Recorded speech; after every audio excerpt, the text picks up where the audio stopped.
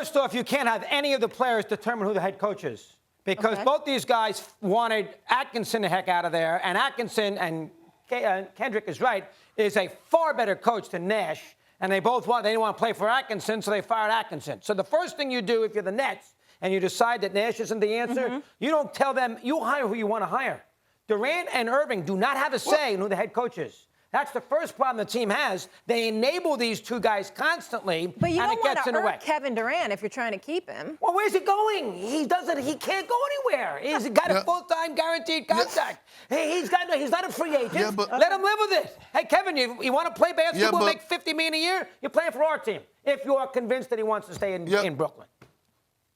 Enough of these players' empowerment.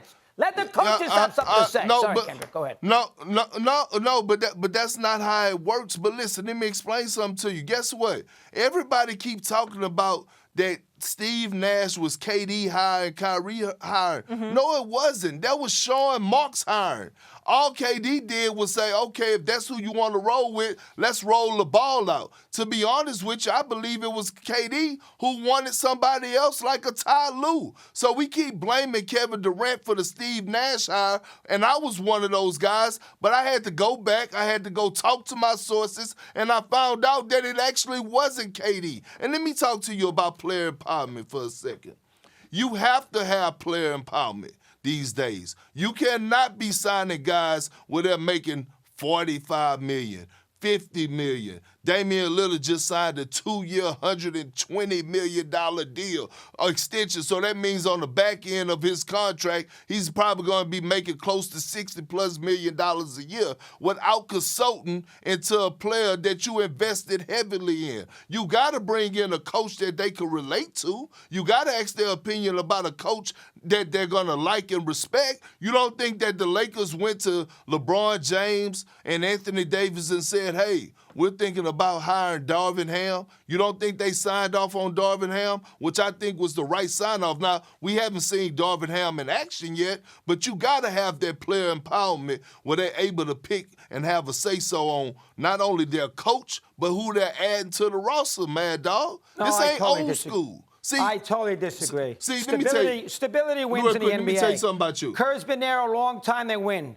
Popovich been a long time in San Antonio, they'll win. Chuck Daly a long time in Detroit, they win. Riley a long time in Miami, Knicks, Lakers, they win. The Knicks have had all sorts of tumult at their head coach. They don't win. Lakers fire coaches left and right. They don't win. You need a guy there. Go look at the bad teams in the NBA, and where is their stability? Yeah, Doug, you need stability at that head coaching spot. What if spot. this was Tom Brady or Aaron Rodgers? What if this was a star quarterback? Don't you think the franchise should consult them? Well, how are these guys any different? You don't see a lot of these stars. Well, you do see some of the stars, but Brady plays for anybody. Brady played for Bruce Arians. He's going to play for Todd Bowles. He plays for anybody. When has Brady sat there and said, I'm not playing for this guy? I mean, Peyton Manning played for anybody. Go ahead. He did take his talents elsewhere. Go ahead. See, Molly, I was raised by my grandparents, right? And as I got older and I got out of their house, I was like, you know what? Let me try to, enlighten my grandparents on certain situations about the world and how the generation is changing and things to that nature. And you know what I figured out, Molly? They have an old school saying, and this relates to Mad Dog. He's an old school, old senior citizen, and guess what? They're stuck in their ways. There's no changing them. No matter how much we want to come on here and try to change him, he's not changing. When you start bringing up guys like Chuck Daly, when you start bringing up Greg Popovich,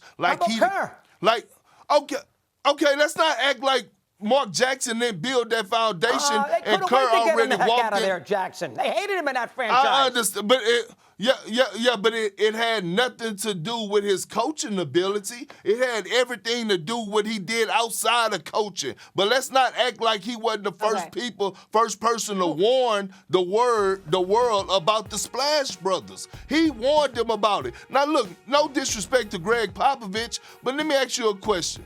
Did he not have the greatest power forward of all time on his team? Did he not?